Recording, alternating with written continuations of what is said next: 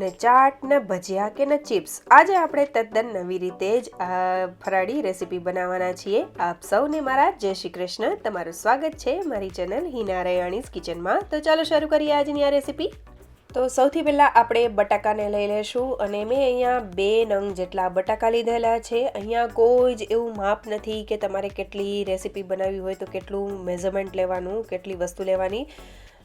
તમે લમસમ લઈ શકો છો. આ રીતે જેટલું રેસીપી બનાવવી હોય એટલા બટાકાને લઈ લેવાના. તો મેં અહીંયા 2 બટાકાની છાલ કાઢીને લઈ લીધેલા છે અને ત્યારબાદ એક ડીશ લઈ લઈશું અને તેની ઉપર આ રીતની મોટા હોલવાળી ખમણી લીધેલી છે. તો બને તેટલું આ જે બટાકાનું ખમણ છે તે મોટું હોય એ રીતનું રાખવાનું છે.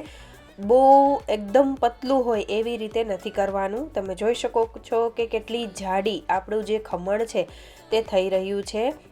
આ રીતનું ખમણ જ કરવાનું છે. ઇન કેસ તમારી પાસે આ રીતની ખમણી ન હોય તો થોડી જાડી એવી બટાકાની ચિપ્સ કરી લેવાની અને એ ચિપ્સનો આખો એવો થપ્પો લગાવી દેવાનો અને ત્યારબાદ આ રીતનું પતલું એવું કાપી લેવાનું, જેથી કરીને આ રીતની તમને સ્લાઇસ મળી જશે. લાંબી કતરણ થાય એ રીતનું જ કરવાનું છે. આ રીતનું તમે જોઈ શકો છો મેં કઈ રીતનું કરેલું છે અને તેની થિકનેસ કેટલી છે. આ રીતનું જાડું હોય તો આ રેસીપી બનશે પણ બહુ સરસ, ટેસ્ટમાં પણ સરસ એવી લાગશે. તમે જોઈ શકો છો કેટલું જાડું થિકનેસ છે આ અમારા ખમણની. તો હવે આપણે બંને બટાકાનું આપણે ખમણ તૈયાર કરી લીધેલું છે. તો મેં પાણી લઈ લીધેલું છે. તેમાં આપણે આ ખમણને સૌથી પહેલાં ધોઈ લેશું. તો આ પ્રોસેસ મેઇન છે, નહીંતર આ રેસીપી સારી નહીં થાય. તો સૌથી પહેલાં આ રીતે મસળીને બટાકાને જે ખમણ છે તેને સરસ એવું ધોઈ લેશું. આપણે 2 થી 3 પાણીએ ધોવાનું છે અને તમે જોઈ શકો છો અત્યારે પાણીનું જે કલર છે અને કેટલું તેમાં સ્ટાર્ચ નીકળી રહ્યો છે બટાકાનો. જો આ સ્ટાર્ચ રહે તો બટાકાનું જે આપણે રેસીપી બનાવવાના છીએ તે જરા પણ સારી ન બને અને ચીકણી એવી થઈ જાય. એટલે આ મેઇન પ્રોસેસ છે, તમારે આ ફરજિયાત કરવાની છે. પણ ઇનકેસ તમારે આ રીતે 2-3 પાણીએ ન ધોવા હોય તો એક મોટા ઝારામાં બટાકાનું આ ખમણ લઈને નળની નીચે તમે સરસ એવું તેને જ્યાં સુધી એકદમ સરસ એવું છૂટું અને સ્ટાર્ચ વગરનું થઈ જાય ત્યાં સુધી તેને કરી લેવાનું છે. તો આપણે એક વખત ખમણને ધોઈ લીધેલું છે અને બહાર કાઢીને આપણે આ રીતે બીજી વખત ચોખ્ખા પાણીથી તેને ધોઈ લેશું. એટલે તમે જોઈ શકો છો પહેલી વખત કેવું પાણી હતું અને બીજી વખત કેવું છે. હવે આપણે ત્રીજી વખત આ બટાકાને ખમણને ધોઈ લેશું. તો આ વખતે જ્યારે આપણે ધોઈશું તો પાણી એકદમ સરસ એવું ચોખ્ખું જ રહેશે, કારણ કે મોસ્ટ ઓફ જે સ્ટાર્ચ છે બટાકાનો એ બધો નીકળી ગયો છે અને ખમણ આપણું એકદમ સરસ એવું તૈયાર થઈ ગયું છે. તો તમે જોઈ શકો છો, પાણી પણ જોઈ શકો છો અને બટાકાનું ખમણ પણ એકદમ છૂટું, જરા પણ તેમાં સ્ટાર્ચ રહ્યો નથી ઉપરની સાઈડ. તો એકદમ સરસ એવું થઈ ગયું છે. હવે મેં આ રીતનું નેપકિન લીધેલું છે જાડું એવું, જે તેમાંથી પાણી શોષી લે એવું કાપડ લેવાનું છે.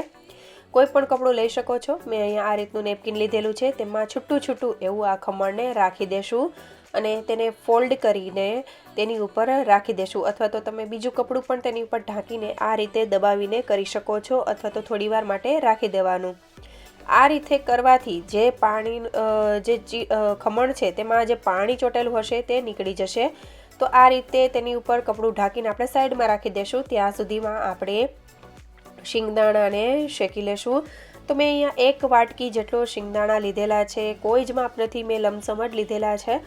તો આ રીતે શિંગદાણાને શેકવા માટે રાખી દઈશું લો ફ્લેમ ઉપર. ત્યાં સુધીમાં આપણે જે તેમાં થોડા ઇન્ગ્રેડિયન્ટ જે કટ કરવાના છે તે આપણે કરી લેશું.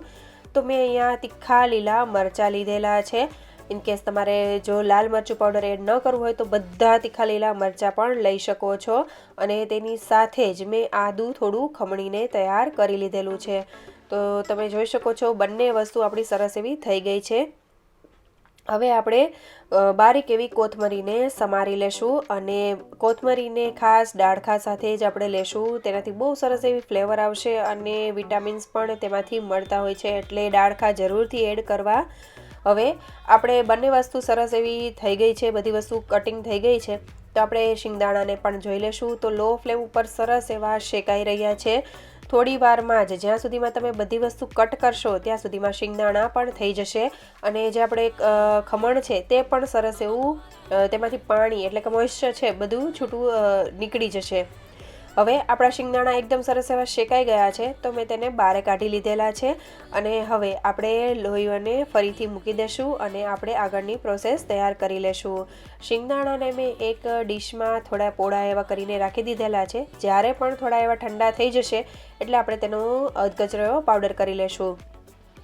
તો હવે મેં લોયામાં થોડું એવું તેલ ગરમ કરવા માટે મૂકી દીધેલું છે અને ત્યારબાદ તેમાં તેલ આવી જાય એટલે જીરું એડ કરી દઈશું અને ત્યારબાદ તેમાં આપણે સફેદ તલ એડ કરીશું. જો તમે ફરાળમાં સફેદ તલ ન ખાતા હોય તો ટોટલી ઓપ્શનલ છે, તમે સ્કીપ પણ કરી શકો છો. હવે તેમાં આપણે મીઠા લીમડાના પાન એડ કરી દઈશું અને આદું અને મરચાં તેની જે આપણે કતરણ કરીને આદુને ખમણીને કરેલું હતું તે આપણે એડ કરી દઈશું.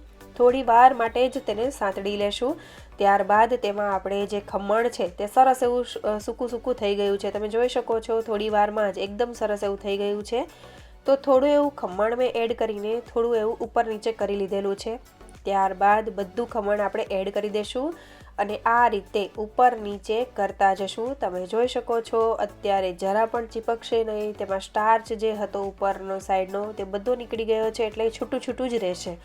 હવે એકદમ સરસ રીતે ઉપર નીચે કરી લીધા બાદ તેમાં સ્વાદ પ્રમાણે આપણે મીઠું એડ કરી દઈશું અને બધી વસ્તુને સરસ એવી મિક્સ કરી લેશું. અને ત્યારબાદ તેની ઉપર આપણે ડીશ રાખી દઈશું અને તેમાં આપણે થોડું એવું પાણી એડ કરી દઈશું. આનાથી એવું થશે કે જે વરાળ થશે તેનું જ પાણી નીચે જશે અને તેનાથી જ આપણા બટાકાનું જે ખમણ છે તે ચડી જશે. એટલે કોઈ વધારે પાણી એડ કરવાની જરૂર નથી અને વરાળે જે આ રેસીપી છે તે થાય છે તે ટેસ્ટી બહુ જ લાગે છે. તો હવે આપણે જે ખમણ છે તેને ઉપરની જે પાણી મૂકેલી પ્લેટ હતી તે લઈ લીધેલી છે થોડી વાર પછી અને ફરીથી આપણે બધી વસ્તુને હલાવી લેશું.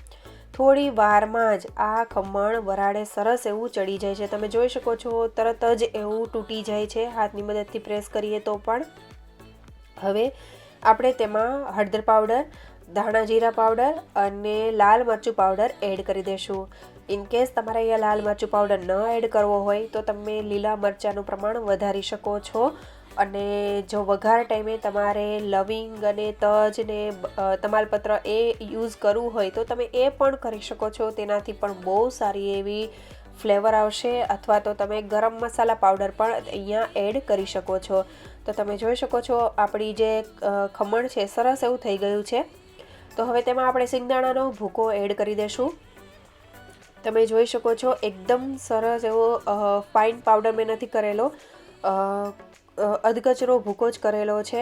તેમાં સ્વાદ પ્રમાણે મીઠું એડ કરી દઈશું અને કોથમરી જે કાપેલી રાખેલી છે તે આપણે એડ કરી દઈશું અને બધી વસ્તુને મિક્સ કરી લેશું. આ પ્રોસેસને એકદમ હળવા હાથે જ કરવાની છે અને ટોટલી જે આપણે આખી રેસીપી બનાવેલી છે તેને લો ફ્લેમ ઉપર જ કરવાની છે. હવે તેમાં આપણે સ્વાદ પ્રમાણે ખટાશ અને ગળપણ એડ કરી દઈશું. તો મેં અહીંયા લીંબુ એડ કરેલું છે અને ગળાશ માટે દેશી ગોળનો પાવડર આવે છે તે યુઝ કરેલો છે. તમે ખાંડ પણ યુઝ કરી શકો છો અને ખટાશ માટે આમચૂર પાવડરનો પણ ઉપયોગ કરી શકો છો. તો બધી વસ્તુને સરસ એવી મિક્સ કરી લેશું અને રેડી થઈ ગયું છે આપણી જે રેસીપી છે તેને હવે સર્વિંગ પ્લેટમાં લઈ લેશું. તો જ્યારે પણ તમે ફરાળમાં કંઈક ઝટપટથી ખાવાનું મન થાય કે ક્યારેય પણ તમને સાબુદાણા પલાળ્યા ન હોય કે ઝટપટથી ટેસ્ટી ચટાકેદાર કંઈક ખાવાની ઈચ્છા થઈ હોય તો આ રીતની ખમણવાળી ખીચડી જરૂરથી બનાવજો. બહુ જ ઇઝીલી બની જાય છે, ફટાફટ તૈયાર થઈ જશે, કોઈ જ વાર નહીં લાગે અને એકદમ ટેસ્ટી એવી બને છે, છૂટી એવી બને છે. જો તમે આ પૂરેપૂરી પ્રોસેસ આ રીતે કરશો ને તો કોઈ જ પ્રોબ્લેમ નહીં આવે, આ રીતની જ છૂટી થશે. તો મને જનરલી આ જે ખમણવાળી ખીચડી છે તેની ઉપર આમલીની પાણી એટલે કે ખાટું મીઠું પાણી એડ કરીને બહુ જ ભાવે છે, એટલે મેં એડ કરેલું છે. તમે અહીંયા ગ્રીન ચટણી અને આમલીની ચટણી પણ એડ કરી શકો છો તમારા ટેસ્ટ પ્રમાણે. બાકી આપણે ખટાશ ગળપણ તો નાખેલી જ છે.